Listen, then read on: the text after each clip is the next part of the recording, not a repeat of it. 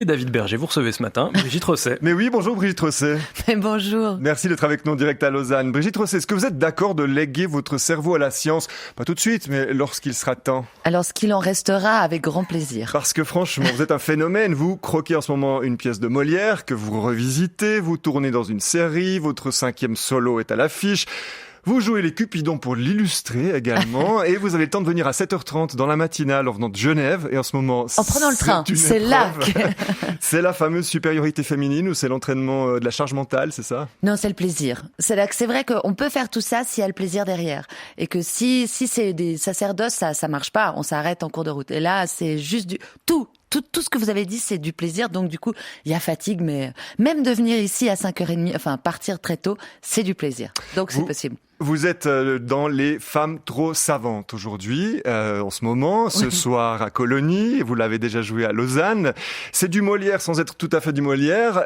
Vous secouez Molière, j'aime bien ce mot que j'ai emprunté à 24 heures, et vous mettez un peu le souk dans ce texte. Il y a 13 personnages, et vous êtes 2 sur scène pour les jouer. Alors on est 2, plus un musicien qui aussi fait quelques rôles, Olivier Gabu, il y a Christian Scheidt avec moi.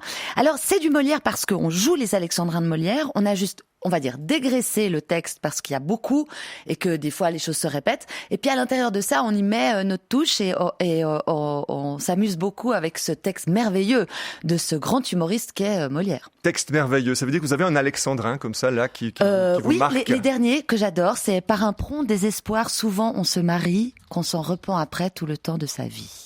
Vraiment? Molière le dit, je sais pas, êtes-vous divorcé? C'est vrai, non, c'est pas un prompt désespoir qui fait qu'on se marie, mais qu'on s'en repent après tout le temps de sa vie, et c'est assez souvent le cas. Est-ce que Molière raconte les victoires féministes d'aujourd'hui? Parce qu'on est autour de la relation homme-femme, la relation des genres. Ça résonne vraiment avec notre époque où c'est devenu un thème vraiment partout, omniprésent. Non, mais ça résonne et c'est plutôt pas une bonne nouvelle. Ça veut dire que la condition féminine est un sujet qui préoccupe Molière il y a 400 ans. On en parle un peu de la même manière aujourd'hui. Donc finalement, on tourne en rond. Et puis, chez Molière, ce qui est extraordinaire, c'est que c'est des grosses thématiques avec des gens qui les incarnent. C'est-à-dire qu'il y a toujours... il c'est mon stylo perd son stylo. Il y a toujours des espèces de monstres auxquels on s'attaque. Ça peut être la médecine, ça peut être les pédants, ça peut être les misogynes, les misanthropes, les don Juan. En l'occurrence, dans les femmes savantes, le gros monstre, c'est la famille. C'est celle qui en prend pour son grade. Et puis, à l'intérieur de cette famille, les gens se tiraillent pour avoir le bel esprit. Et le bel esprit ne l'a pas qui veut, et du coup, on assiste à, une bagarre de genre, mais en même temps, c'est vraiment une histoire de prendre le pouvoir sur quelqu'un d'autre. C'est là où Molière nous plaît aussi. Il y a aussi la façon dont on utilise son érudition qui est mise en avant. Qu'elle soit utilisée pas pour son ego, mais finalement... simplement pour faire avancer le monde, si on veut. Oui, et puis là, en l'occurrence, c'est pas pour faire avancer le monde. C'est-à-dire que ceux qui se disent savants sont vraiment ceux qui tournent en rond, quoi, et qui récitent des poèmes idiots. Puis, ce qui est génial, c'est qu'en fait, on en fait des grandes théories sur le savoir, sur le genre, mais au fond, Molière, il s'attaque à, par exemple, il y a un poète qui s'appelle Trissotin dans le spectacle, qui était l'abbé Trissotin. On entend 3 fois Sceaux aussi dans ce truc-là, qui récite des poèmes complètement stupides, qui est joué merveilleusement par Christian. Et puis, au fond, c'était un abbé qui s'appelait l'abbé Cotin, qui s'était permis de démonter la sortie je crois que c'est le Misanthrope ou je sais plus quelle pièce de Molière. Et puis, Molière se venge dans sa pièce, puis se permet d'écrire une pièce. On parlait de revue tout à l'heure, enfin, on se disait, tiens, il y a beaucoup de revues. Mais Molière finalement, c'était de la revue. Alors, en alexandrin, mais c'était de la revue, parce qu'il s'attaque aux puissants, il se moque de tout le monde, et des puissants qui sont protégés. Et lui-même, il risque quand même gros en s'attaquant à cet abbé Cotin, à ces femmes qui, en fait, sont des femmes de salon. Et en fait, je pense que c'est son ego qui est lui aussi blessé, parce que ces femmes trouvent ça merveilleuse, ce type qui récite n'importe quoi, et et s'intéresse à des sciences qui n'en sont pas, alors qu'en fait, il aimerait peut-être qu'on s'intéresse plus à ces textes. 1672, la première, la création. Oui. Les femmes savantes aujourd'hui, c'est qui? Moi, je les fréquente pas. Celle-là, en tout cas, elle m'intéresse pas. Mais justement, parce qu'elles sont vraiment ridicules. Je sais pas qui c'est aujourd'hui. Et puis, moi, ce qui m'intéresse, c'est que chacun se dise dans la salle, tiens, elle me fait penser à elle, ou tiens, ça pourrait être. Mais nous, on n'est pas là pour dire, d'abord, on n'a pas écrit ce texte, donc on veut pas s'approprier le discours de Molière. On soulève des questions, ce qu'on fait au début du spectacle. On dit ça soulève plein de questions, puis on met le doigt sur des choses, une petite loupe. C'est notre travail de mettre une loupe sur les choses qui nous intéressent, mais en tout cas pas de donner des réponses puis de dire Molière a voulu dire ça parce qu'on n'était pas là. Chez pas mal d'humoristes, les ridicules de l'époque, on les pointe du doigt. Vous n'êtes pas dans ce style d'humour dans vos spectacles. Moi, c'est plutôt les petites gens, les petites et les grandes gens, mais je veux dire, c'est fait avec dans mes solos. En tout cas, quand je croque des gens, c'est Monsieur et Madame tout le monde. C'est pas, je m'intéresse moins à la politique ou aux gros sujets. C'est plutôt sociologique, je dirais, d'observation des petits travers de nos humanités, quoi. La place des femmes dont on parle chez Molière, dans vos métiers à vous, on l'a dit beaucoup ces derniers temps, que les femmes prenaient de plus en plus de place dans le spectacle d'humour notamment. Ouais. C'est un rapport de force, ce rapport de genre, ou franchement vous, ça vous est complètement égal? Non, je peux pas dire que ça m'est complètement égal parce que j'ai aussi des filles et un garçon et j'essaye de les élever en disant on doit se respecter les uns les autres, on a besoin les uns des autres. Donc moi j'aime pas le rapport de force, mais j'aime le respect et j'aime le fait qu'on a vraiment besoin l'un de l'autre. Mais dans mon métier, là aussi, moi je respecte et j'ai besoin. C'est-à-dire que dans une distribution, s'il y a des hommes, des femmes, bon en l'occurrence dans Les Femmes Savantes, on joue des hommes, des femmes et on se joue du genre justement par rapport à la thématique, mais moi, j'ai pas senti de discrimination. Des fois, même au contraire, comme dans l'humour, il y a peu de femmes.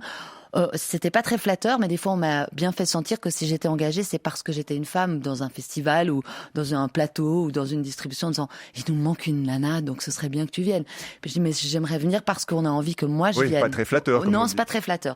Puis des fois, en voulant faire de la place aux femmes, on se sent plutôt discriminé que valorisé. Mais... L'amour, Brigitte Rosset. Oui. Dans vos spectacles, d'Andrea à Yann, on connaît pas mal de gens qui ont croisé votre vie, pas mal d'hommes qui ont croisé votre vie. Vous parlez de vos blessures, vous parlez de l'amour.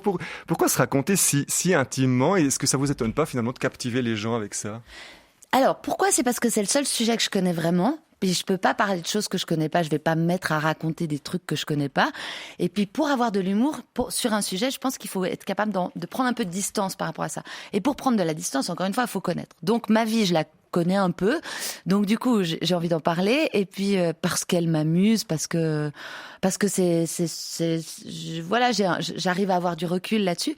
Puis après que ça intéresse les autres finalement tous les sujets, que ce soit dans les romans, dans les films, finalement, on parle de nous. Donc, on peut se reconnaître dans Titanic, dans Les Femmes Savantes ou dans un de mes solos, reconnaître un personnage. C'est le propre de nos métiers, c'est de mettre des choses sur la table et puis après les gens se reconnaissent dans ce qu'ils font. C'est ce pourquoi ils sont touchés.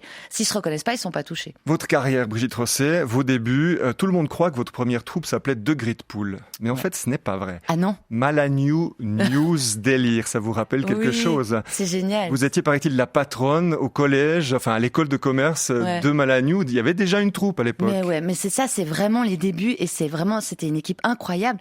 Et d'ailleurs, il y avait un de vos collègues, Julian Nicolquet, qui est maintenant réalisateur, qui est depuis des années réalisateur à la RTS et qui réalise les 120 secondes et lui il était avec nous, il nous filmait. Alors malheureusement pour nous, il n'y avait pas encore les réseaux sociaux, donc on pouvait pas balancer tout ça.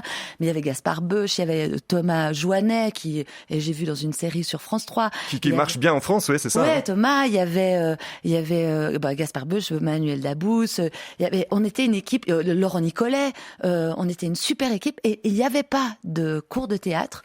Et donc, nous, on a créé une troupe où on faisait des revues, et on avait fait d'ailleurs Don Juan, Revue et sa beauté, qui était ma mise en scène, et qui mettait en scène en fait les sociétés d'étudiants. On avait dit que Don Juan c'était un gymnasien ou je sais plus quelle société d'étudiants, puis qui en fait il venait d'un milieu d'émigrés italiens et puis qui snobait ses parents, et puis Pierrot devenait le jardinier du golf de Colonie. Enfin bref.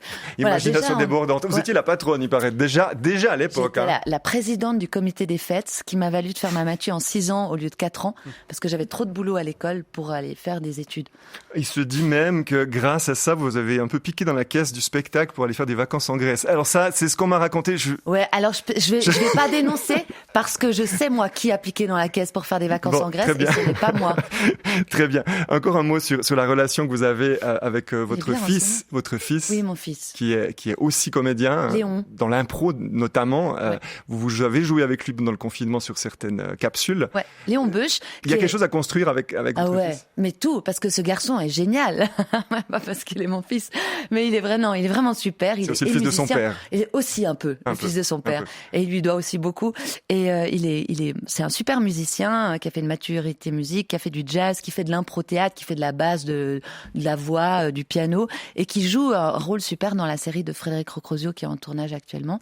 Et moi, j'aimerais beaucoup faire un projet avec lui parce que je trouve que la relation mère-fils m'intéresse beaucoup, justement dans les histoires de genre, de quel est le rôle des mamans par rapport à leurs garçons dans l'éducation et dans l'avenir de nos jeunes filles et quelle est l'influence qu'on peut avoir nous si on veut pas qu'ils se balancent juste dans le repère du père et que nous, je pense qu'en tant que mère, on a un rôle à jouer là-dessus. Mais lui, il est juste parfait, donc j'aurais rien à faire. Mais j'ai plus rien à faire. Il a dit qu'il était prêt à le faire, de jouer avec ses parents, mais pas tout de suite. Pas tout de suite, ouais, c'est ce que j'ai vu. Je comprends bien, il a envie de faire son petit trou à lui. 23 ans, il a, c'est ça. Il a 23 ans. Il va avoir 23 ans. Faut lui laisser un petit moment. Merci Brigitte Rosset d'être notre invitée ce matin. Grand plaisir. On vous garde avec nous jusqu'à 8h.